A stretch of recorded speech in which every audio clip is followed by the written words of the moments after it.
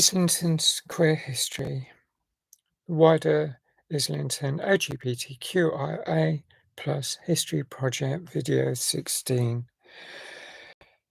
The Gay Liberation Front. Um, this organisation started in October 1970. It started splitting into fragments in 1973, at least in London. There were various other gay liberation front groups set up in other cities, and they survived longer in many of the other cities. There were various campaign strategies. There was a thing called ZAP, that was a noisy, instant campaign centered on celebrities, on a particular celebrity, say. I would say describe it similar to a flash mob. There were performance protests. There were street theatre and direct action, what we would know nowadays as direct action, anyway. Um, the, they were involved in writing books. The, just about any way of campaigning songs. I mean, Tom Robinson, Glad to Be Gay. I might do a separate video on some people still alive today, but I'm considering how to do that. But one thing it was, the GLF was a trailblazer to the counterculture. Other parts of the counterculture looked on in envy because of the amazing success of the Gay Liberation Front. They did start to fragment, to split up in the early to mid 70s, so 1973, 74. Switchboard broke off, and we'll do a separate video about them. The newspaper side, like Gay News, separated off.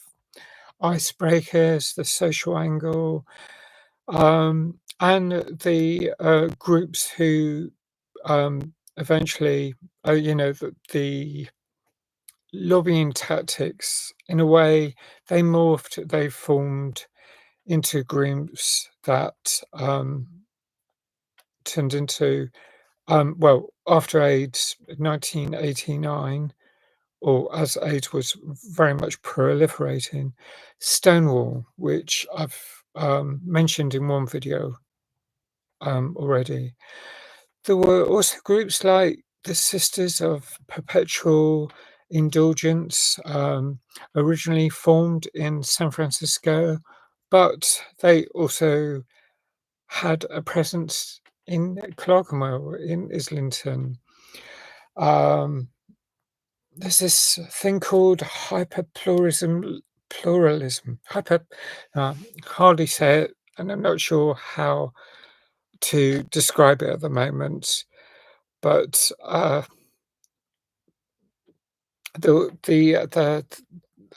probably need a separate video for the Sisters of Perpetual Indulgence. But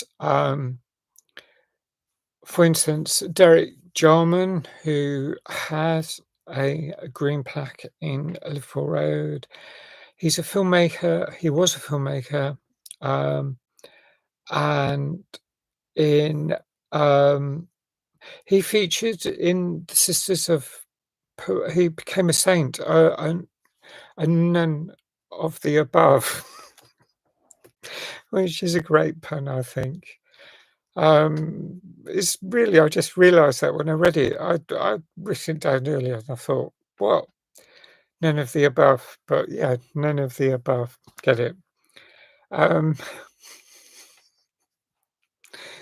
um, so that's the thing when you write down research, you think, "Oh, this is a bit" it's not exactly dry, but you're just, getting involved in the moment, trying to focus without getting distracted by all the many tangents, 'cause I'm trying to do one at a time.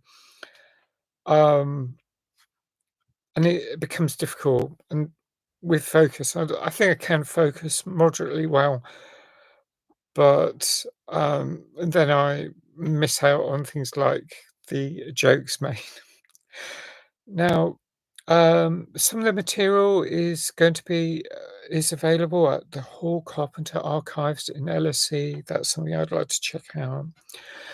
There are people involved, included Peter Tatchell, who set up Outrage in between 1990 and 2011. Um, Alan Wakeman, the late great Alan Wakeman. There's something about I came across him discussing the design of symbols. I mean, eventually we we have all the flags that we know these days, but back at the time, he was talking about someone's messy purple design. He was a tad critical about the Mars and Venus symbols because they represent masculine and feminine, but they also represent war and sex. So there's a lot that comes out that I could perhaps expand on if I read further into it. But for the moment, I'm going to leave that there. I need to um, explore these subjects a lot more for further videos when I get my dedicated channel up and running. As for now, thanks for watching. Bye for now.